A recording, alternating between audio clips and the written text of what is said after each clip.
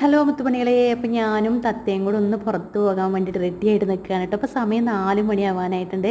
അപ്പം ഞങ്ങളിത് പോണത് എങ്ങോട്ടാണെന്നറിയോ? ഞങ്ങളിത് പാനിപൂരി കഴിക്കാൻ വേണ്ടിയിട്ട് വന്നതാണ്. അപ്പോൾ ഇത് സ്ഥലം എവിടെയാണെന്നറിയോ? നമ്മൾ കരളായിക്ക് പോണ റോഡിൻ്റെ അവിടെ ചെട്ടിയിലാണ് കേട്ടോ. ഇത് ചെട്ടിയിൽ എന്ന് പറയുമ്പോൾ നമ്മൾ കരളായിക്ക് പോകുമ്പോൾ ലെഫ്റ്റ് സൈഡ് കേട്ടോ. അപ്പോൾ ഇവിടുത്തെ ഒരു കാഴ്ച തന്നെ ഭയങ്കര രസമാണ് കേട്ടോ. പക്ഷേ ഞങ്ങൾ എനിക്ക് തോന്നുന്നു 5:30-6 മണിയാകുമ്പോൾ ഇവിടെ വരണം. നല്ല ഭംഗിയാണ് ഈ വഴിയോര കച്ചവടം കാണാൻ തന്നെ രസമാണ് കേട്ടോ. അപ്പം ഞങ്ങൾ നേരത്തെ വന്നതെന്താണെന്നറിയോ? ഈ ഒരു പാനിപൂരി തീർന്നാലോ വിചാരിച്ചിട്ട് വന്നതാണ്. അപ്പോൾ ഇത് എൻ്റെ ഫ്രണ്ടുമാണ്, എൻ്റെ നാട്ടുകാരിയും കൂടി ആയ ദിവ്യയാണ് ഇവിടെ കച്ചവടം നടത്തുന്നത് കേട്ടോ. അപ്പോൾ ദിവ്യയ്ക്ക് ഒരു യൂട്യൂബ് ചാനലും കൂടെ ഉണ്ട്, ദിവ്യാസ് കിച്ചൺ എന്നാണ് പേര്. അപ്പോൾ പറയാതിരിക്കാൻ വയ്യ കേട്ടോ, ഞാൻ ഇത്രയും പ്രതീക്ഷിച്ചിട്ടുണ്ടായിരുന്നു. എന്താ ടേസ്റ്റ് എന്നറിയോ?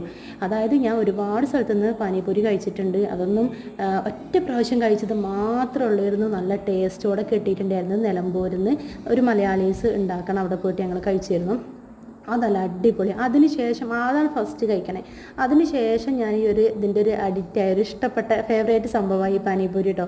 അത് കഴിഞ്ഞിട്ട് പിന്നെ ഞാൻ 1-2 സ്ഥലത്ത് നിന്ന് കഴിച്ചതൊക്കെ ഇങ്ങനെ വായിക്ക് വെച്ചിട്ട് തുപ്പിക്കളഞ്ഞ അനുഭവമാണ് ഉണ്ടായിട്ടുള്ളത്. പക്ഷേ അതിന് ശേഷം ഇപ്പോഴാണ് ഞാൻ ആ ഒരു ടേസ്റ്റിലേക്ക്, അതിനേക്കാൾ കൂടുതൽ ടേസ്റ്റിൽ ഇപ്പോഴൊരു പാനിപൂരി കഴിക്കണത്. അപ്പോൾ തത്ത ചോദിക്കുകയാണ്, അമ്മ മതി വെച്ച് കഴിഞ്ഞിട്ടില്ല നിന്ന് നിൽപ്പ് തന്നെ 2 ഞാൻ വായിക്ക് വെച്ചിട്ടോ.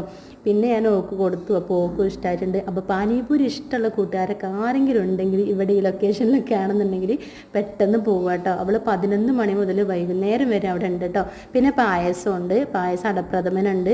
അതും ഞങ്ങൾ ഓരോ ഗ്ലാസ് വാങ്ങിക്കൊടുത്തു. ഞങ്ങൾ കുടിച്ചത് ശർക്കരേൻ്റെ അടപ്രഥമനാണ് കേട്ടോ. പിന്നെ അവിടെ തേനുണ്ട്, നല്ല കാട്ടുതേനല്ല, വീട്ടിലുണ്ടാക്കുന്ന പെട്ടിത്തേനുണ്ട്, അതുണ്ട്. പിന്നെ അച്ചാറുണ്ട്.